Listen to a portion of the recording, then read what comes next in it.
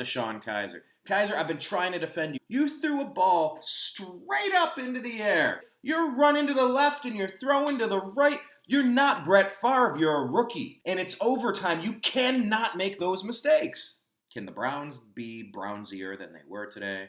Hi, this is Eric Metcalfe, and you're watching Unhappy Hour.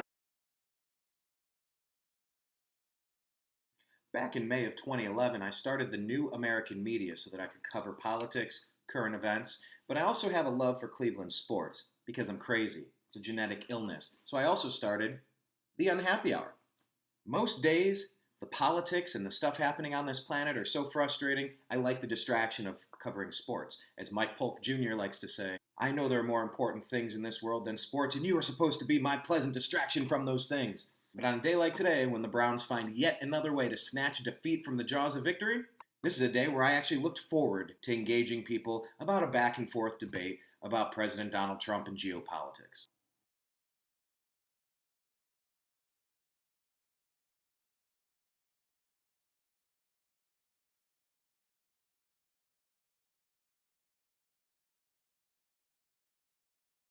So the Browns are playing the Packers today. Packers don't have Aaron Rodgers. He might come back next week from an injury. We're playing against a backup quarterback, and the secondary for the Packers is subpar. The first score of the game was a completely wide open 30-yard touchdown. Wide open.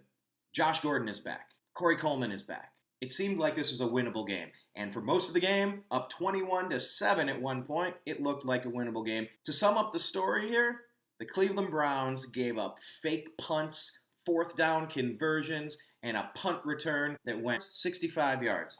You just knew this was coming. You knew we were going to find a way to lose this game. And the Cleveland Browns have been inventing brand new ways to lose games since 1999 when they returned to the NFL as an expansion team. Bottlegate. The referees challenged a play after another play had been run. You can't do that. They did it. Dwayne Rudd took off his helmet in celebration. Then he got flagged for it. They got a better position. And the Kansas City Chiefs won that game. And then you have today. You have a game where you're up 21-7. Everything's in your control. Everything's going the right direction. And it all falls apart. You know, for a lot of people, it starts becoming a weird psychosis where you wonder, why am I even a fan of this team? We were lucky enough about a week ago to meet Eric Metcalfe. Whoop. There we go. Eric Metcalfe, Browns legend. I went into YouTube. I looked up online to see some of the highlights. You know, and there's a lot of fans right now that don't remember the good old days. They don't remember when Marty Schottenheimer was winning in 85, 86, 87, 88, 89.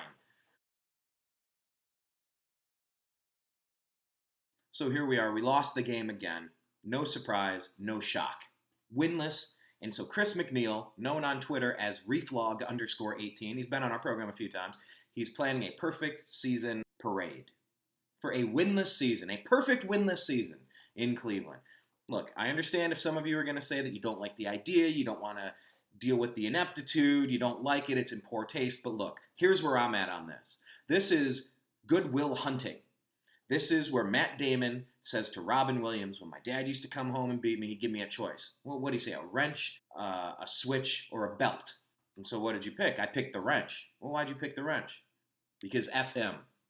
So if you're going to hit me, if you're going to hurt me, do it with the wrench. I want you to feel what I'm feeling. If you're going to do it, do it. So if we're going to be this bad, own it. Go 0-16. Throw a perfect season parade. Because this is picking the wrench. We are so sick of this in Cleveland. We deserve better. This is not okay. This used to stand for something.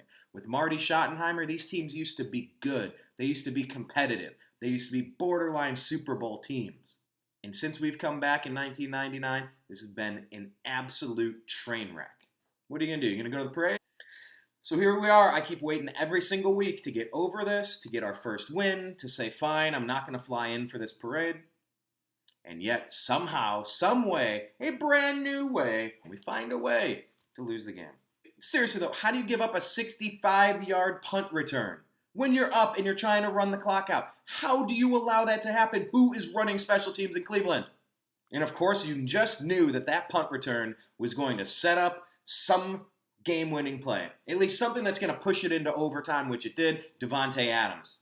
And let me talk for a second about DeShone Kizer. Kizer, I've been trying to defend you. In the preseason, I saw that you could make all of the throws. I said you got to give the kid time to develop. You got to give him time for the game to slow down a little bit. And what do? You threw a ball straight up into the air in clutch time. Just straight up into the air. I know your arm got hit. You're running to the left and you're throwing to the right. You're not Brett Favre. You're a rookie. And it's overtime. You cannot make those mistakes. You can't.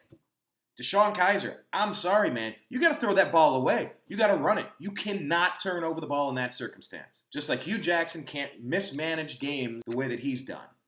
I mean, the Cleveland Browns have to make a decision now who we're going to pick at quarterback.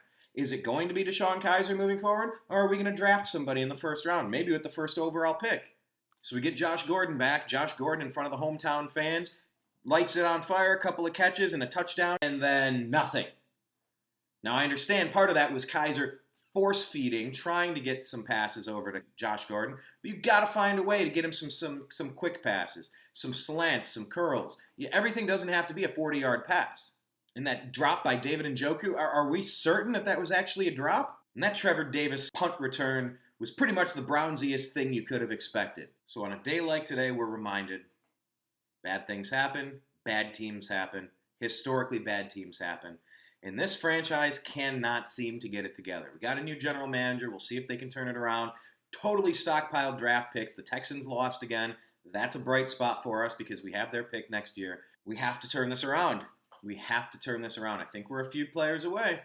I'm the eternal optimist when it comes to the Browns for some reason. So one of the best ways to join our show and check out what we're doing is to go on Facebook and do a search for The Unhappy Hour Sports Show. That group, it's private. We've kept it tight so that the community can build. We want robust conversation. We want it to be funny. We want it to be timely. We want it to be interesting and good back and forth banter. If you're a fan, join the group. Answer the questions. And as long as you're a fan of one of those teams, it is a national show. We do cover all of the sports. We cover whatever's interesting. Now, I'm not talking a lot about tennis and soccer and golf, no. But we do cover national stuff. Coming from the perspective of an Indians, Cavs, Browns, and Buckeye fan. We want to have good back and forth conversations. Lots of jokes. That's what we do. That's our brand. Join the group. You'll like it. So we have a couple games left to try to get one win before the season's over. Let's see if it happens. If not, I'll see you at the parade. I gotta go.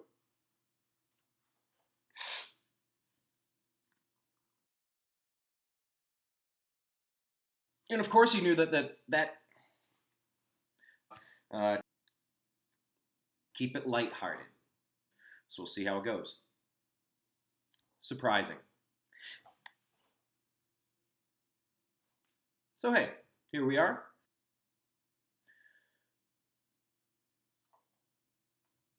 So the Browns were going up against Aaron Rodgers-less Packard. Good. You will get that. All the way, what was it, 65 yards? Yeah. I mean, however, met Browns legend Eric Metcalfe the other day.